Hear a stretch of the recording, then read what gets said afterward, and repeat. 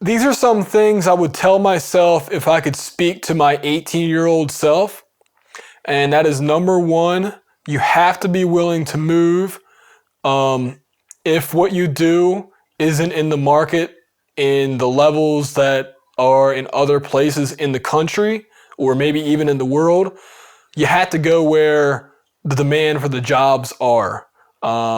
That's one thing that I wish I would have done years ago. The other thing I would have done is realized that possibly, don't go to college and instead spend that money on starting a business, moving, then starting a business. And, you might be ahead because, like I always say, you can't sell a used tuition, but you can sell used gear if it does come down to that.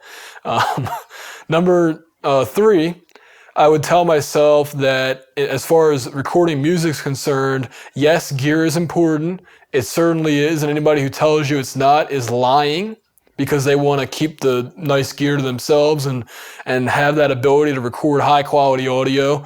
But talented musicians, knowing what to do with an arrangement, recording, with better gear than something that you would buy for like $100. Yeah, that does matter.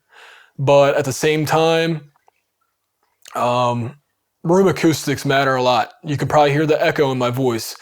I don't know how my noise reduction is going to handle. There's an aquarium behind me, which is it's dripping water from the filter. And let's see what else. I would tell myself that cutting EQ is better than boosting for the most part. You want to cut before you boost, and repositioning a microphone, even though, you got to keep going in and out of the control room. If you don't have an assistant, which by the way, if you have an assistant, even if that's the musician's girlfriend who's sitting around doing nothing, and you could say, hey, can you move the mic around for me while I listen in the control room? That's important. The other important thing, ARC, having a neutral speaker, and a neutral speaker usually sounds bad. That's another thing I tell myself. If the speaker sounds good in the store, it's probably not good for mixing. You want to have an unhyped speaker because a flat neutral reference while you're recording, mixing, and mastering is what will translate the best to the most amount of sound systems. And I often say that in these videos because it's true.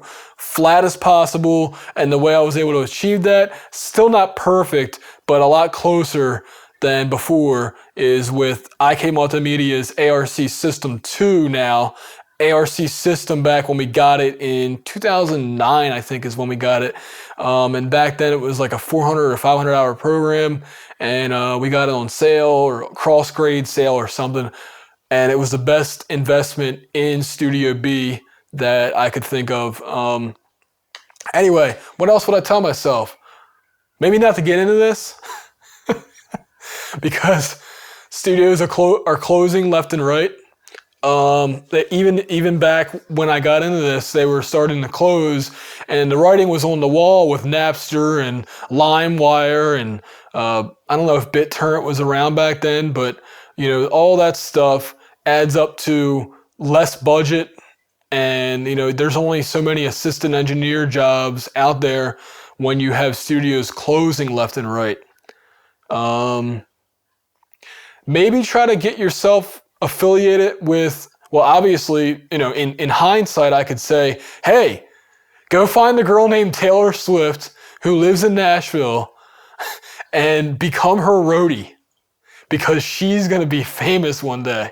I don't think there's anything else. I'm sure there's a million things that I missed, but what would you tell your 18-year-old or 16-year-old self about whatever life advice? Music, it doesn't matter. Any life advice. Don't get with that girl. Don't hook up with that girl, right? This has been Adam for RealHomeRecording.com.